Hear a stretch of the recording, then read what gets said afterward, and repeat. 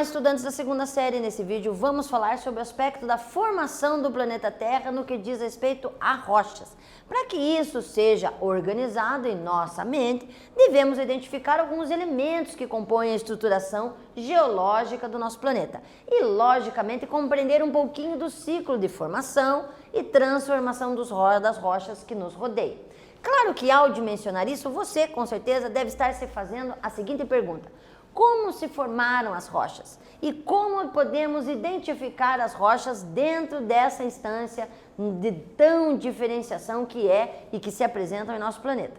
Quem faz isso, obviamente, é a geologia. E aí remete à pergunta: o que é a geologia? Para isso, então, resgata-se o conceito da geologia, que é a ciência que estuda toda a superfície da crosta terrestre, as transformações inerentes dessa transformação e a estruturação que essa transformação viabiliza em termos econômicos, sociais e políticos. Dentro disso, observamos que a crosta ela pode estar visível aos nossos olhos e dar a impressão de ser algo gigantesco. E é realmente, mas dentro do aspecto gigantesco que a crosta se assenta, nós devemos observar que a crosta ela é a ponta do iceberg de tudo que está se falando a respeito do planeta Terra.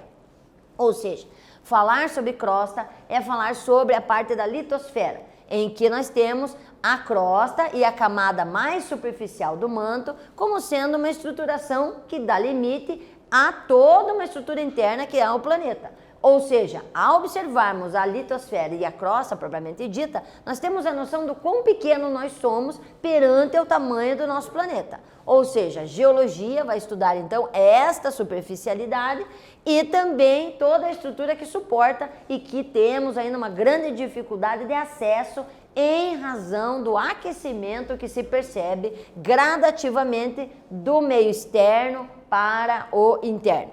Dessa situação, da análise das transformações e da estruturação que se dá a partir de nossa visualização, a necessidade inerente, por quê? Porque temos que ter um aproveitamento da estrutura do solo. E esse aproveitamento só pode ser visto quando se remete a um estudo real, bem feito, de tudo que queremos modificar ou até mesmo construir. Por essa razão, a geologia é uma ciência importantíssima que remete à possibilidade de você identificar pela construção civil, por exemplo, se um prédio pode ter 2, 3, 10, 20 ou até 100 andares.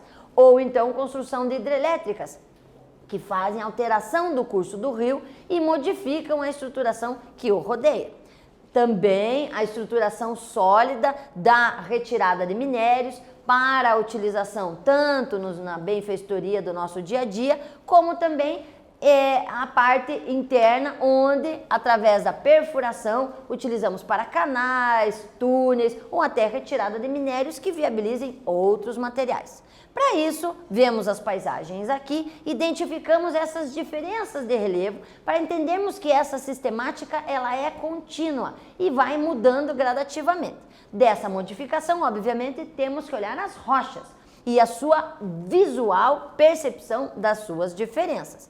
As diferenças se assentam principalmente na tipologia das rochas, onde identificamos as 3 principais formatações. A primeira sendo a formatação das rochas magmáticas ou ígneas, resultante literalmente do resfriamento do magma que literalmente sobe a crosta. Nesse resfriamento percebemos, através da imagem, que a estruturação é sapicadinha de elementos, ou seja, ela é o resultado de um resfriamento e que traz consigo vários minerais que formam os elementos da rocha ígnea. E aqui alguns exemplos do granito e do basalto e a sua utilização principalmente na construção civil. A rocha metamórfica, que aparenta dentro da construção também a situação da construção, com o gneiss, ardósia e o mármore, visualmente também diferente, só que em feixes, e as rochas sedimentares, que têm essa estruturação literalmente de compactação de elementos que resultam nessa observação da transformação das rochas no decorrer dos milênios. Nesse vídeo nós falamos sobre a estruturação das rochas e contexto geral. Espero que vocês tenham gostado. Até breve!